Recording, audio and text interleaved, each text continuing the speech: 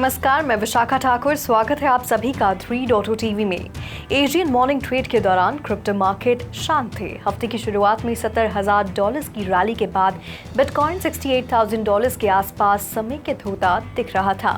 BTC की कीमत $67,700 से कुछ अधिक है, जो कि 24 घंटे पहले से लगभग 1% कम है। इस बीच ETH $3,700 के ठीक ऊपर ट्रेड कर रहा है, जो कि पिछले 24 घंटे में 2% से थोड़ा अधिक नीचे है, क्योंकि पिछले हफ्ते संभावित प्रदाताओं द्वारा कुछ फाइलिंग के SEC अप्रूवल के बाद मार्केट US में स्पॉट ईथर ETF की लिस्टिंग पर आगे की खबर का इंतजार कर रहा है। ब्लैक रॉक का स्पॉट बिटकॉइन ETF मंगलवार को $102 मिलियन की इनफ्लो के बाद ग्रेस्केल को पछाड़कर अपनी तरह का सबसे बड़ा ETF बन गया। GBTC के $19.7 बिलियन की तुलना में ब्लैक रॉक के IBIT के पास लगभग $20 बिलियन का बिटकॉइन है। ब्रोकर बर्नस्टीन ने एक रिपोर्ट में कहा कि राइट प्लेटफॉर्म में बिटकॉइन माइनिंग सेक्टर को मजबूत करने की क्षमता है। कंपनी में 9.25% हिस्सेदारी खरीदने के बाद राइट राइवल माइनर बिटफार्म्स का अधिग्रहण करने की कोशिश कर रहा है। ओपन इंटरेस्ट के हिसाब से टॉप 10 क्रिप्टोज में अब 4 मीम कॉइन शामिल हैं, जिनमें से डोज फ्यूचर्स बेट में $1 बिलियन के साथ सबसे आगे हैं। मीम कॉइन्स के लिए ओपन इंटरेस्ट में हालिया वृद्धि पिछले कुछ हफ्तों में उनकी तेजी से आई है, क्योंकि पेपे एक नई सर्वकालिक ऊंचाई पर पहुंच गया है। WIF लार्ज कैप शेयर्स में दूसरा बड़ा लाभार्थी है। एसेट एक दिन में 20% बढ़ गई और अब $4 के करीब ट्रेड कर रही है। सोल, टॉन, RNDR और एटम लार्ज कैप शेयर से मामूली बढ़त के साथ हैं। Global crypto market cap $2.53 trillion है, जो पिछले दिन की तुलना में 1.61% कम है। पिछले घंटों में कुल क्रिप्टो मार्केट का वॉल्यूम $83.56 बिलियन है, जो कि 12.44% की कमी है।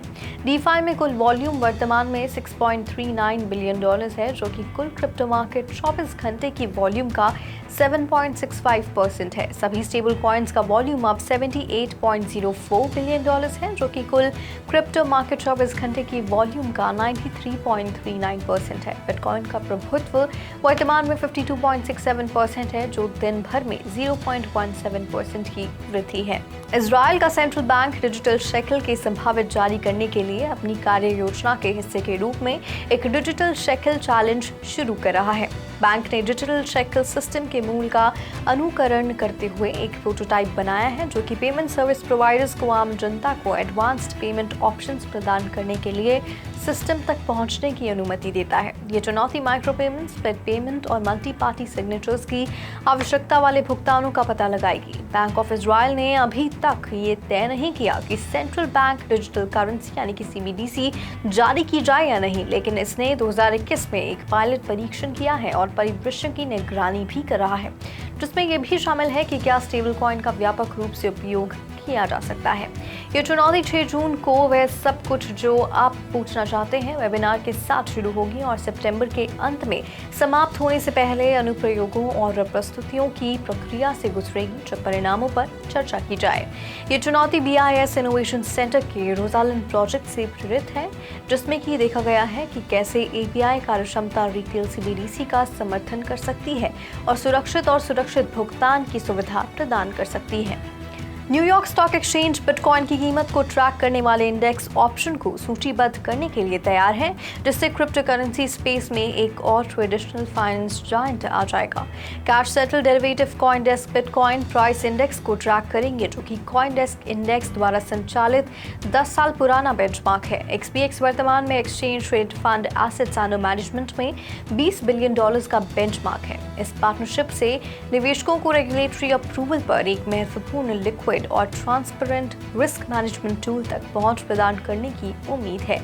इंटरकॉन्टिनेंटल एक्सचेंज के स्वामित्व वाला NYSE CME ग्रुप के साथ प्रतिस्पर्धा करता है, जिसके बिटकॉइन फ्यूचर्स इंडस्ट्री में व्यापक रूप से आयोजित किए जाते हैं। NYSE का खेल में प्रवेश क्रिप्टो के लिए एक और TradeFi फ्रेंडली ऑन रैम्प प्रदान करता है। 2023 में इंटरकॉन्टिनेंटल एक्सचेंज के आइस फ्यूचर सिंगापुर ने उस देश में कॉइनडेस्क बिटकॉइन फ्यूचर्स के लिए अपने मंथली कॉन्ट्रैक्ट सेटलमेंट के लिए XPX का उपयोग करने के लिए कॉइनडेस्क इंडेक्स के साथ सहयोग किया।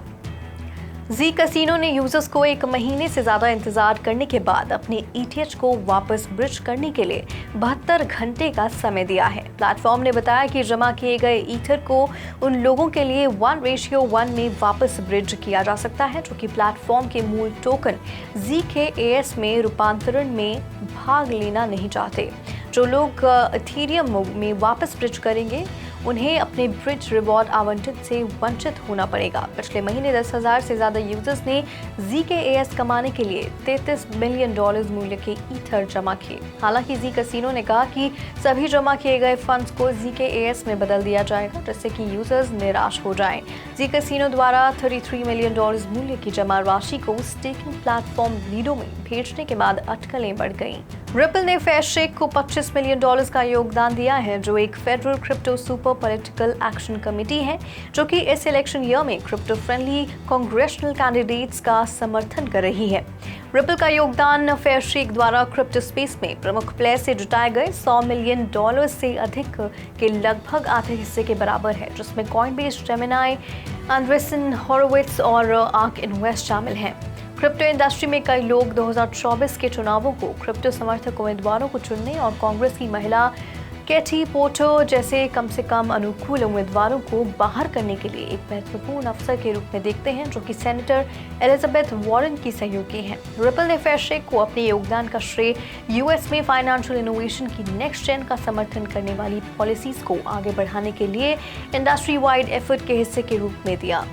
से फाउंडेशन ने अपने मेननेट इकोसिस्टम के सफल V2 अपग्रेड के बाद 27 मिलियन से ज्यादा से टोकन्स डिस्ट्रीब्यूट करने का ऐलान किया है। ये एयरड्रॉप पैसिफिक मेननेट लॉन्च से इकोसिस्टम में एक्टिव पार्टिसिपेशन को रिवॉर्ड देने के लिए है। पैसिफिक 1 मेननेट में NFT ट्रेडिंग में बहुत तेजी से बढ़ोतरी देखी गई है जहां यूजर्स ने 500,000 परचेसेस किए हैं और टेंस ऑफ मिलियंस की SEI वॉल्यूम जनरेट की है। ये एयरड्रॉप 43,052 एड्रेसेस में 27 मिलियन से ज्यादा टोकन डिस्ट्रीब्यूट करेगा। ये एक्टिव यूसेज और पार्टिसिपेशन पर फोकस भी करेगा। 2 मिलियन से ज्यादा SEI होल्डिंग वाले ये टॉप कलेक्शन में 150 से ज्यादा NFTs वाले एड्रेसेस को इसमें शामिल नहीं किया गया है। फाउंडेशन ने ये पक्षपात को कम करने के लिए किया है ताकि पहले की आलोचनाओं का जवाब दिया जा सके। SEI V2 पहली पैरेललाइज्ड EVM ब्लॉकचेन अब मेननेट बीटा पर लाइव है। ये सब सेकंड ट्रांजैक्शन, फाइनलिटी और पैरेललाइज्ड एग्जीक्यूशन जैसे एडवांस्ड फीचर्स ऑफर करता है। क्रिप्टो और decentralised finance wallet provider Fortify Indonesian market में एक्सपैंड कर रहा है। वो local crypto currency trading platform Pintu के Web3 वॉलेट ऑफरिंग को पावर कर रहा है। ये फॉर्टिफाई के प्लान का हिस्सा है जिसकी ऑफरिंग्स ग्लोबल रूप से इंस्टीट्यूशनल पार्टिसिपेंट्स जैसे पैंटेरा कैपिटल और कीरॉक के लिए है। अब ये एक्सचेंजेस और फिनटेक प्लेटफॉर्म्स तक लेकर जाया जा रहा है जो कि रिटेल इन्वेस्टर्स को सर्व करते हैं। पिंटू के 20 मिलियन यूजर्स अपने डिजिटल एसेट्स को सेल्फ कस्टडी कर पाएंगे और डिसेंट्रलाइज एप्लीकेशन को एक्सेस भी कर पाएंगे। कंपनी का टारगेट है कि क्रिप्टो को ज़्यादा सिक्योर बनाना। अपनी सेल्फ कस्टोडियल वॉलेट के साथ मल्टी पार्टी कम्यूटेशन यूज़ करता है जो कि एक सिंगल प्राइवेट की है जो कि मल्टीपल पार्टीज में बांट देता है। इससे एक ही जगह से परेशानी होने का खतरा कम हो जाता है। एमबीसी वॉलेट्स को हैक करना मुश्किल होता है और ये डीफाई ऐप्स के साथ इंटरैक्शन को कम खतरनाक बना देते हैं।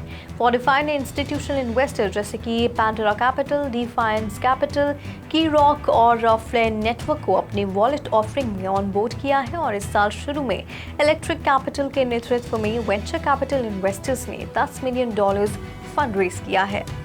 स्टेबल कॉइन इशुअर सर्कल ने digital banking platform new bank के साथ साझेदारी करके ब्राजील में अपना स्ट्रैटेजिक एक्सपेंशन का ऐलान किया है। ये ऐलान सर्कल फोरम साओ पाउलो में किया गया था। ये एक एक्सक्लूसिव इवेंट है जिसमें लोकल फिनटेक मार्केट में क्रिप्टो के रोल पर बात की जाती है।